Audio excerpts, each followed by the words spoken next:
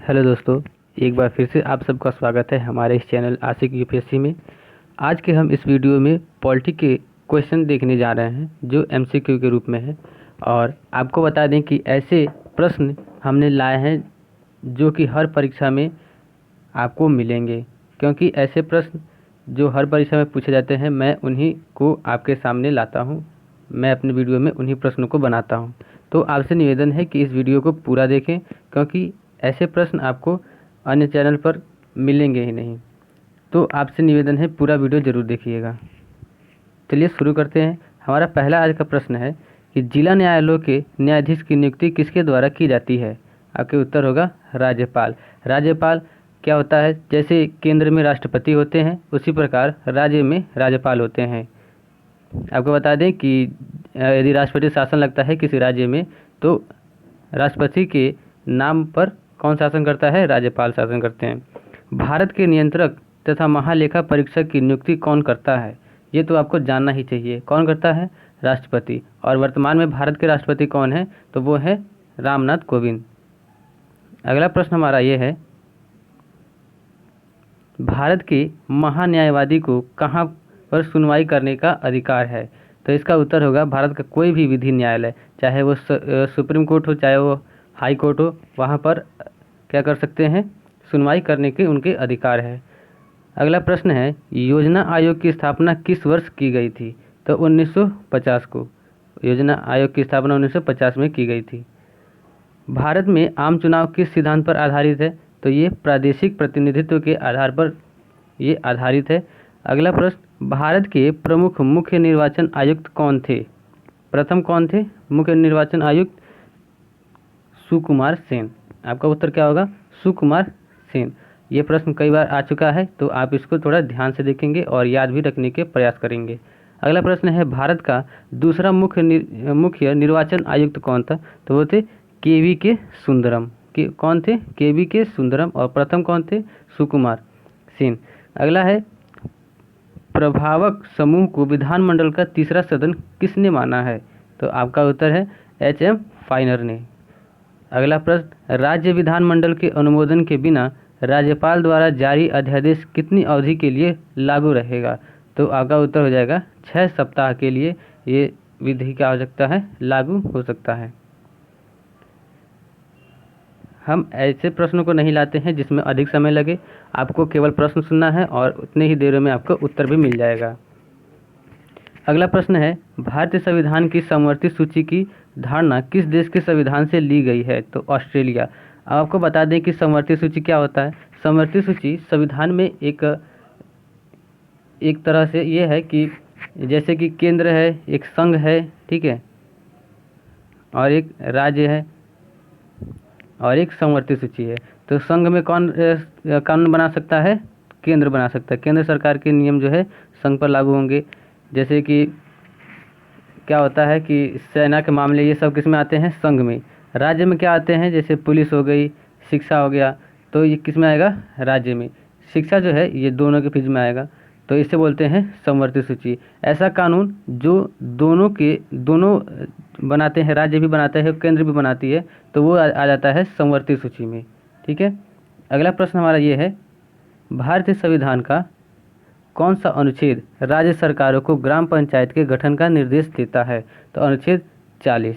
कौन सा अनुच्छेद है, वो 40 है, जो कि राज्य सरकार को ग्राम पंचायत के गठन का निर्देश देता है। अगला प्रश्न हमारा ये है, पंचायती राज प्रणाली पहले किन 2 राज्यों में लागू की गई थी। तो आपका उत्तर है आंध्र प्रदेश और राजस्थान।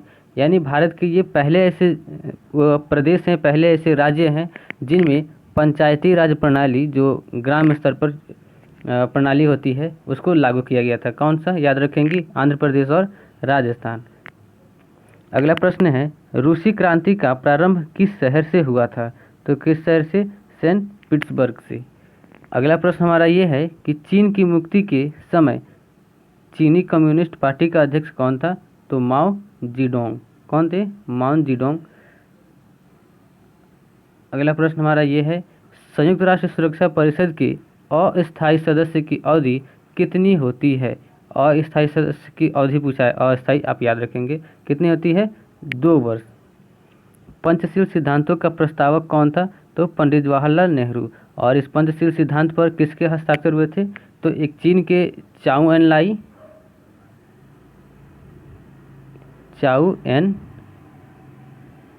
लाई और भारत के प्रधानमंत्री पंडित जवाहरलाल नेहरू, इन दोनों के बीच में पंचशील सिद्धांतों का इस पर हस्ताक्षर हुआ था। और प्रस्ताव किसने किया था? पंडित जवाहरलाल नेहरू ने। अगला प्रश्न हमारा ये है, राज्य के अधीन क्या है? तो आंतरिक एवं बाह्य दोनों संप्रभुता राज्य के अधीन होता है। किस अमेरिकी राष्ट्रपति ने कूटनीतिक संबंध सुदृढ़ करने के लिए 1972 में चीन का दौरा किया था? यानी वो कौन से अमेरिकी राष्ट्रपति थे? वो थे रिचर्ड निक्सन, जो अमेरिका से कहाँ आए थे? चीन में। कब? 1972 में। अगला प्रश्न है, डेमोक्रेसी शब्द किस भाषा से लिया गया है? ग्रीक। डेमोक्रेसी का अर्थ होता है गणतंत्र, और गणतंत्र मतलब क्या होता है कि उस राज्य में उस देश में एक राष्ट्रपति होगा, ठीक है, और वो राष्ट्रपति का पद वंशानुगत नहीं होगा, निर्वाचन होगा और उसका कार्यकाल भी होगा। ये होता है डेमोक्रेसी। या अगला प्रश्न है, राज्य शब्द का सर्वप्रथम प्रयोग किसने किया था? तो कौन था वो? मैकियावेली। मनुष्य एक सामाजिक प्राणी है, यह कथन किसने कहा है? तो आपका उत्तर हो जाएगा अरस्तु। और अरस्तु कौन है? अरस्तु सिकंदर के गुरु भी है और बायोलॉजी के यानी जीव विज्ञान के जन्मदाता भी हैं अरस्तु। अगला प्रश्न है, राजनीति शास्त्र को यथार्थ शास्त्र किसने कहा है? किसने कहा है? बाइस ने।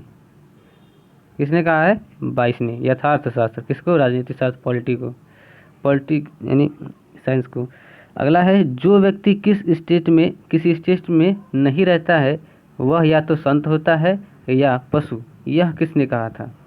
अरस्तु ने ही कहा था कि जो किसी राज्य में नहीं रहता है या तो वो संत हो सकता है, साधु महात्मा जो इधर से इस राज्य से इस देश में यानी इधर उधर घूमते रहते हैं, या तो वो कोई जानवर हो सकता है, पशु हो सकता है।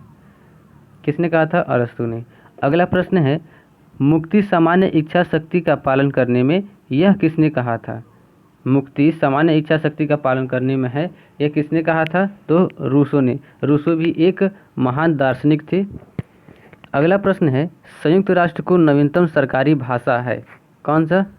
अरबी भाषा। अगला प्रश्न हमारा ये है, भारत में प्रत्यक्ष लोकतंत्र का उदाहरण क्या है? ग्राम सभा। प्रत्यक्ष लोकतंत्र यानी कि प्रत्यक्ष चुनाव कहाँ पर होता है? तो ग्राम सभा में होता है। और भी कई ऐसे क्षेत्र हैं जहाँ पर होता है। राजनीति और नीतियों से व्युत्पन्न शब्द इंद्रधनुषी गठबंधन किसने दिया था? इंद्रधनुषी गठबंधन ये किसने दिया था? Barack Obama. बराक ओबामा कौन थे? तो अमेरिका के राष्ट्रपति थे बराक ओबामा। उनके बाद आते हैं डोनाल्ड ट्रम्प के बाद अब आए हैं क्या नाम का? Joe Biden. अगला प्रश्न है, भारत में किस फसल की खेती भारत के मानवीय उच्चतम न्यायालय द्वारा निषिद्ध है? यानी हाई कोर्ट ने इसको प्रतिबंध लगा कर रखा है। तो वह है आनुवांशिक रूपांतरित बैंगन।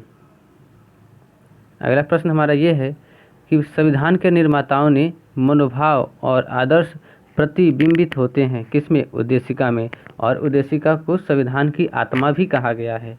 क्या क्या इसमें है? मनोभाव है और इसके आदर्श इसमें दिखाई देते हैं। किनको? संविधान के जो निर्माता थे, संविधान जिन्होंने लिखा था। भारत के संविधान में संघीय शब्द का प्रयोग कहाँ पर हुआ है? संघीय शब्द ये कहाँ पर हुआ है? तो संविधान में कहीं भी नहीं हुआ है संघीय शब्द का प्रयोग। समग्र रूप से भारतीय संविधान लागू हुआ कब? 26 जनवरी 1950 को। ये आप जानते ही होंगे, नहीं जानते होंगे तो याद रखिएगा। और इसी दिन हम क्या मनाते हैं? गणतंत्र दिवस। गणतंत्र दिवस आपसे पूछा था कि क्यों मनाया जाता है? तो गणतंत्र दिवस इसलिए मनाया जाता है क्योंकि उस दिन हमारा भारतीय संविधान लागू हुआ था। और अपनाया कब गया था? 26 जनवरी 1949 को अपनाया गया था। अगला प्रश्न है, संविधान का कौन सा भाग नागरिकता के प्रावधानों से संबंधित है? तो यहाँ पे थोड़ा गलती हो गया है, भाग 2 रहेगा। नागरिकता का प्रावधान भाग 2 में है। भारतीय संघवाद निकट है किससे? भारतीय संघवाद लिया गया है यानी किससे लिया गया है? तो कनाडा के संविधान से भारतीय संघवाद लिया गया है। अगला प्रश्न है, किस राज्य के मामले में संसद संघीय सूची के दिए गए विषयों पर केवल राज्य से परामर्श करके ही विधि निर्माण कर सकती है। तो कौन सा राज्य होगा? जम्मू और कश्मीर। और ये अब क्या बन गया है? राज्य नहीं रहा, अब ये केंद्र शासित प्रदेश बन चुका है। और भारत में 28 राज्य और 9 केंद्र शासित प्रदेश हो चुके हैं। स्थानीय सरकारें आधार हैं कहाँ के? लोकतंत्र की स्थानीय सरकारें क्या है? आधार है। अगला प्रश्न है, स्वतंत्र भारत में कौन सी प्रणाली लोकतंत्र के वास्तविक आधार के ही विपरीत जाती है? इसका उत्तर हो जाएगा जाति व्यवस्था, यानी जाति व्यवस्था के। अगला प्रश्न है, संविधान के किस धारा के अंतर्गत कोई भी व्यक्ति मूलभूत अधिकारों के हनन का मामला सीधे उच्चतम न्यायालय में उठा सकता है? संविधान के किस धारा के अंतर्गत? तो वो कौन सा धारा है? 32। ये उच्चतम न्यायालय के 226 जाएगा, ठीक है। अनुच्छेद 226 32 के द्वारा हम सुप्रीम कोर्ट जा सकते हैं। यदि हमारे किसी मौलिक अधिकार का उल्लंघन होता है तो धारा 32 के तहत हम कहाँ जा सकते हैं? Supreme court. अगला प्रश्न है, भारतीय संविधान में किस प्रकार के रिटों की विशिष्ट व्यवस्था नहीं की गई है? तो वो क्या है? व्यादेश या निषेध। अगला प्रश्न हमारा ये है कि वह मौलिक अधिकार का कौन सा है जिसे डॉक्टर भीमराव अंबेडकर ने संविधान का दिल कहा है, यानी संविधान का हृदय कहा है? तो वह है संवैधानिक उपचारों का अधिकार, यानी कि अनुच्छेद 32। और इसे इसलिए कहा गया है क्योंकि इसमें यह बताया गया है कि यदि आपके मौलिक अधिकार का उल्लंघन होता है तो आप इस अनुच्छेद द्वारा, इस धारा द्वारा क्या कर सकते हैं? सुप्रीम कोर्ट और हाई कोर्ट तक जा सकते हैं, आप अपने मौलिक अधिकारों को पुनः प्राप्त कर सकते हैं। अगला प्रश्न हमारा ये है, मूल अधिकार भारतीय संविधान के किस भाग में स्थापित है? मूल अधिकार तो भाग 3 में है, और भाग 3 में 12 से लेके अनुच्छेद 12 से लेके 35 तक में मूल अधिकार दिए गए हैं। अगला प्रश्न हमारा ये है कि मौलिक अधिकार निलंबित किए जा सकते हैं, तो किसके द्वारा? राष्ट्रपति के द्वारा। वो भी कब? ऐसे नहीं किए जा सकते, जब कोई आपातकाल हो तब क्या हो सकता है? हमारा जो मौलिक अधिकार है उसको निलंबित किया जा सकता है। लेकिन अनुच्छेद 20, 21 और 22 ये हमारे मौलिक अधिकार ऐसे हैं जो निलंबित नहीं किया जा सकते। हाँ, अगर ज़्यादा आपातकाल है यानी ज़्यादा महत्वपूर्ण है तो भी शायद हो सकता है या फिर नहीं भी हो सकता है। अगला प्रश्न है, कौन सा मूल अधिकार केवल भारत के नागरिकों के लिए है? तो वह है अभिव्यक्ति का अधिकार। यानी कि जैसे कि आपने देखा होगा कि यदि सरकार कोई गलत कदम उठा देती है तो उसके विरोध में लोग क्या करते हैं? उसकी पुतला जलाते हैं या अपने तरफ से जो भी एक्सप्रेशन होता है उसे वो व्यक्त करते हैं, वो अभिव्यक्ति होती है, ठीक है। यानी कि अनुच्छेद 19 में ये बताया गया है कि आपको बोलने का अधिकार है, आपको अभिव्यक्ति का अधिकार है, आप इस प्रकार से स्वतंत्र हैं। अगला प्रश्न है, अल्पसंख्यकों के हितों की सुरक्षा किस अनुच्छेद के विचार से किया गया है? तो अनुच्छेद 29 में। यानी अल्पसंख्यक कौन से हैं? यानी भारत में हिंदू धर्म को छोड़ करके संविधान द्वारा ये माना जाता है कि हिंदू धर्म को छोड़ करके सभी धर्म क्या हैं? अल्पसंख्यक हैं। अगला प्रश्न हमारा ये है, संविधान का कौन सा भाग राज्य नीति के निर्देशक सिद्धांतों से संबंधित है? तो भाग 4। और भाग 4 में कहाँ से कहाँ तक अनुच्छेद आता है? तो भाग 4 में आता है 36 से लेकर के 51 तक। अगला प्रश्न है, किसने 2 महत्वपूर्ण अवधियों तक भारत के उपराष्ट्रपति का पद संभाला है? तो वो है एस राधाकृष्णन, यानी सुब्रमण्यम राधाकृष्णन, और ये भारत के प्रथम उपराष्ट्रपति भी रहे हैं। और इन्हीं के जन्मदिन के दिन पर क्या मनाया जाता है? शिक्षक दिवस मनाया जाता है। अगला प्रश्न है हमारा, वित्त आयोग की नियुक्ति कौन करता है? यानी वित्त आयोग, उसकी नियुक्ति कौन करता है? तो कौन करते हैं? राष्ट्रपति। अगला प्रश्न है, केंद्र सरकार किसकी सिफारिशों के आधार पर भारत के सीमोकित निधि से राज्य की सहायता अनुदान देती है? तो ये किसके आधार पर? वित्त आयोग के। और वित्त आयोग का निर्वाचन करता है, नियुक्त कौन करता है? तो राष्ट्रपति करते हैं। अगला प्रश्न हमारा ये है कि देश की सशस्त्र सेनाओं का सर्वोच्च कमांडर इन चीफ कौन होता है? तो राष्ट्रपति होता है। ये तीनों सेनाओं का, थल सेना, जल सेना और वायुसेना का सेनापति होता है या चीफ कमांडर इनको बोलते हैं। किसको? राष्ट्रपति को। अगला प्रश्न है, भारत के पदासीन उपराष्ट्रपति में से किसने राष्ट्रपति पद के लिए चुनाव लड़ा और हार गए? वो कौन थे? भैरों सिंह शेखावत। अगला प्रश्न हमारा ये है,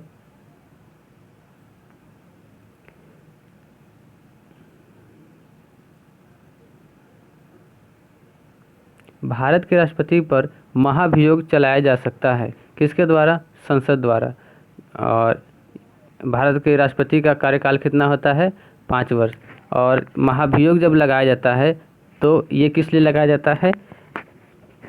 ये इसलिए लगाया जाता है कि ऐसा माना जाता है कि राष्ट्रपति ने संविधान का उल्लंघन किया है और उनके प्रति महाभियोग लगाया जाता है, जिससे कि वो उनके पद से हटाया जा सके, यानी राष्ट्रपति के पद से हटाया जा सकता है। कौन भारत के कानूनों को बनाता है? तो कौन? राष्ट्रपति की और संसद के दोनों सदन। सदन क्या होते हैं?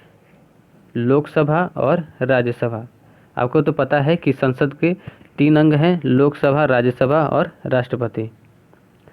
अगला प्रश्न है, संसदीय शब्दावली में समापन से क्या आशय है, यानी समापन का अर्थ क्या होता है ये बताना है। तो संसद के क्षेत्र का अंत। ठीक है। अगला प्रश्न है, यदि संसद किसी विशिष्ट उद्देश्य के लिए कोई समिति नियुक्त कर दे तो उसे क्या कहते हैं? तो उसे कहते हैं तदर्थ समिति। अगला प्रश्न है, भारत के संविधान की कौन सी अनुसूची राज्यसभा के सीटों के बंटवारे का निर्धारण करती है? तो वो कौन सी अनुसूची है? 4थी अनुसूची। अगला प्रश्न है, कौन सा अनुच्छेद संसद को राज्य सूची के विषय में कानून बनाने का अधिकार देता है? तो अनुच्छेद 249। अगला प्रश्न हमारा ये है कि भारतीय संसद का जनता द्वारा निर्वाचित सदन कौन सा है, यानी कि किस सदन के लोग जो हैं वो जनता द्वारा चुने जाते हैं? तो वो है लोकसभा। और लोकसभा की सीटों की संख्या कितनी है? 552। किसने कहा था संसदीय लोकतंत्र का अर्थ है एक व्यक्ति और एक मत? किसने कहा था ये? तो किसने कहा था? डॉक्टर भीमराव अंबेडकर, जो कि संविधान में प्रारूप समिति के अध्यक्ष थे। और स्थायी अध्यक्ष थे डॉक्टर राजेंद्र प्रसाद और अस्थायी अध्यक्ष थे डॉक्टर सच्चिदानंद सिन्हा। अगला प्रश्न हमारा ये है कि किसी उच्च न्यायालय के न्यायाधीश की पेंशन प्रभारित की जाती है? इसका उत्तर होगा भारत की सिंचित निधि को। अगला प्रश्न हमारा ये है, मध्य प्रदेश का उच्च न्यायालय की पीठ स्थित है कहाँ पर? जबलपुर में। यानी कि मध्य प्रदेश का उच्च न्यायालय जो है हाई कोर्ट, उसकी कहाँ पीठ कहाँ स्थित है? तो वो जबलपुर में है। अगला प्रश्न हमारा ये है कि भारतीय संविधान का अंतिम व्याख्याता है, यानी कि अंतिम व्याख्या कौन करता है?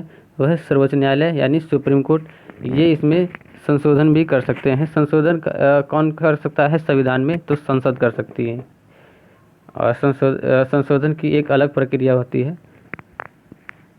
अगला प्रश्न हमारा ये है, उच्च न्यायालय के सेवानिवृत्त न्यायाधीश को वकील के रूप में काम करने की अनुमति नहीं होती है। ये किसमें? उच्च न्यायालय में, जिसमें वो सेवानिवृत्त हुआ है। यानी कि जो हाई कोर्ट में न्यायाधीश बन चुके हैं, यानी जज रह चुके हैं, वो अब कहीं पर वकील नहीं कर सकते हैं, ना ही कोई सरकारी काम कर सकते हैं। अगला प्रश्न हमारा ये है, उच्च न्यायालय के न्यायाधीश को उनका कार्यकाल समाप्त होने से पहले ही अक्षमता अथवा सिद्ध कदाचार के आधार पर उनके कार्यकाल से किसके द्वारा हटाया जा सकता है? तो किसके द्वारा? ये संसद के दोनों सदन जो हैं उनके सिफारिश पर राष्ट्रपति हटा देते हैं। संसद के दोनों सदन कौन से हैं? लोकसभा और राज्यसभा।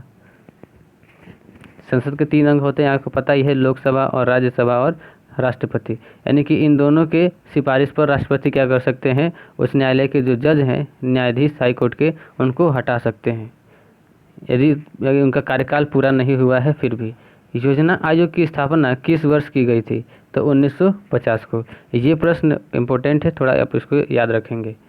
अगला प्रश्न है, लोकसभा के सदस्यों के चुनाव में किस विधि की प्रयुक्त किया जाता है? यानी कि कौन सी विधि है? तो वो है भूभाग प्रतिनिधित्व। क्या है वो? भूभागीय प्रतिनिधित्व। अगला प्रश्न हमारा ये है कि भारत की संसद द्वारा दल बदल विरोधी कानून किस वर्ष पारित किया गया था? तो किस वर्ष पारित किया गया था? 1985 को। यानी दल बदल कानून क्या होता है कि मान लीजिए कि सरकार बनाने में कितनी सीटें की आवश्यकता होती है? 273। ये उत्तर प्रदेश की 273 सीटों की आवश्यकता होती है, जिसमें विधायक चुने जाते हैं। राज्य मंत्री की बात करें राज्य के लिए, तो क्या होता है उसमें विधायक उनका अपना समर्थन छीन लेते हैं, जिससे क्या होता है कि वो सरकार गिर जाती है। और इसको ही बोलते हैं दल बदल। यानी कि वो यदि दूसरे पार्टी में थे तो अब दूसरे पार्टी में चले गए हैं, दूसरे दल में चले गए हैं, तो यही होता है दल बदल। अगला प्रश्न हमारा ये है कि मताधिकार से क्या अभिप्राय है? यानी मताधिकार से क्या आप समझते हैं? वोट देने का अधिकार भारत में नागरिकों के लिए निर्धारित देने की न्यूनतम आयु क्या है? तो ये आपको पता ही होगी, 18 वर्ष। पहले ये 21 वर्ष थी, लेकिन घटा करके 18 वर्ष कर दी गई। यदि आपको ये वीडियो अच्छा लगा हो तो आप अपने दोस्तों के पास शेयर भी करें और वीडियो को लाइक भी करें, चैनल को सब्सक्राइब जरूर करें। मिलते हैं अगले वीडियो में।